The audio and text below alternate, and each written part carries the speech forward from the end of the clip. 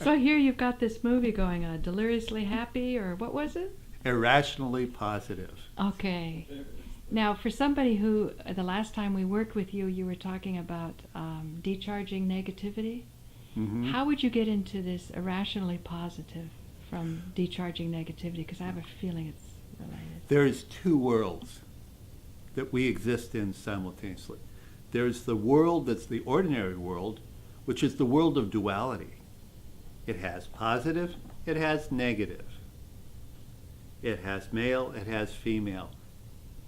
It is based upon duality.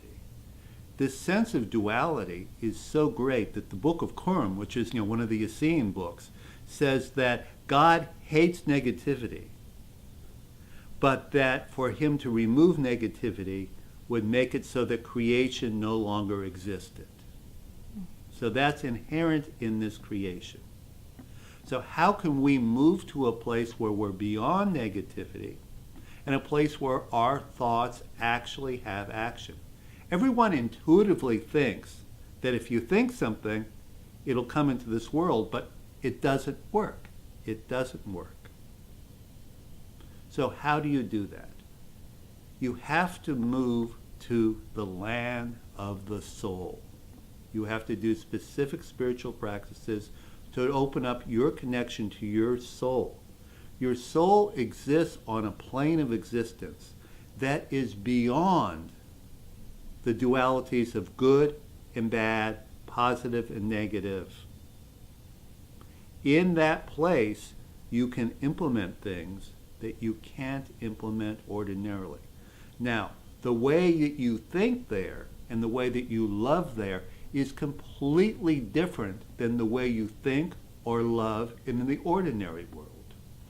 In the ordinary world, I love you because you're beautiful. I love you because you do good things for me. I love you because I like the job that you have. I respect you. I love you based upon some sort of manifested reality that's actually there. The soul exists at the plane where the energy is before it comes into this world. That means it lives in a place of pure potentiality. When we look at something, we see the result. We see good or bad. When the soul looks at something, it sees pure potentiality to change into whatever it wants. This means the soul is inherently positive. How can it be negative when it sees nothing but potentiality when it looks at anything? Now, this way of thinking is beyond our rational mind, which sees things in terms of good and bad.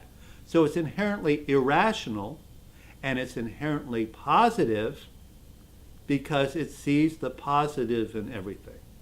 The trick is being able to hold both levels of consciousness simultaneously and be able to actually use the irrational positivity to implement pure potentiality in ways that will change your world. Doing this is the difference between just saying, oh, I wish that my thoughts would come into action, and actually having your thoughts come into action. If you act from the place of ordinary consciousness, you're acting from a place of being small, a place of need, a place where you don't have power and you're seeking power. If you act from the land of the soul, you're acting from a place where you're big, where you actually have power and you can actually implement your thoughts in this world. But to do that, you have to be able to accept the concept of being irrationally positive. Pollyanna actually had something going on when she was seeing the good in everything. Because you see, when you see the good in everything, what's going on is that attracts your soul. Your soul is all powerful, but your soul basically doesn't care about what it is you're doing in this life. You see, your soul has been through thousands and thousands and thousands of lifetimes to get you up to this point that you are right now. This means that this lifetime is no more important to you, your soul, than one night's dream is to you. And how often do you pay attention to one night's dream for more than a few hours? Very, very, very rarely. So the problem with becoming powerful in this world is learning to attract the attention of your soul. If you can get your soul interested in this life, then your soul will be able to use its power of being irrationally positive to implement pure potentiality to change things as you want. But to do that, you first have to implement the changes necessary to make your soul interested in this life. What interests your soul?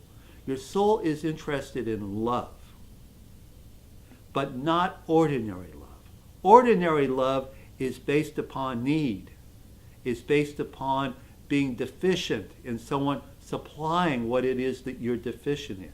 The way the soul loves, it loves in terms of just acting in ways that create gratitude. And this gratitude that you create in the souls of people around you, you're not expecting any payback. You're just doing this for one reason, because then their soul reaches through you to your soul and they talk to each other. So acting as a way to attract the attention of your soul in this life is to love each other without the expectation of any payback, and to love each other with the powers of God as near as you can do it. Your soul will start to teach you how to do this as people become more grateful to you. See, when a soul is grateful to you, it's really your soul reaches through you to the other soul, and souls start talking to each other. They like that. So they say, whoa, this life is now worth paying attention to, because here we have a person who can connect me to other souls and I can talk to my buddies.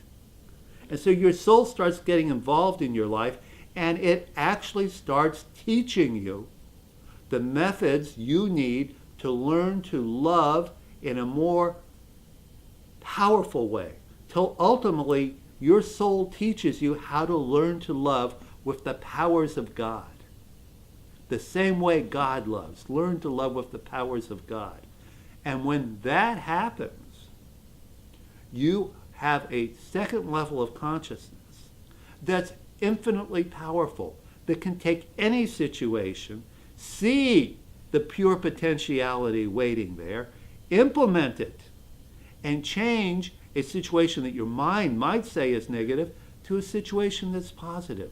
You can change the nature of your creation. So what has been missing in things like the law of attraction is that it works, but it works only when your soul is involved in this life, and that you've been performing the actions to make your soul interested in this life. That is what you do when you are irrationally positive. And so being irrationally positive is the key to becoming as powerful a lover as is possible in this creation, learning to love with the powers of God and learning to use those powers of God to change your reality and the reality of the people around you. Thank you, Philip Lippitz.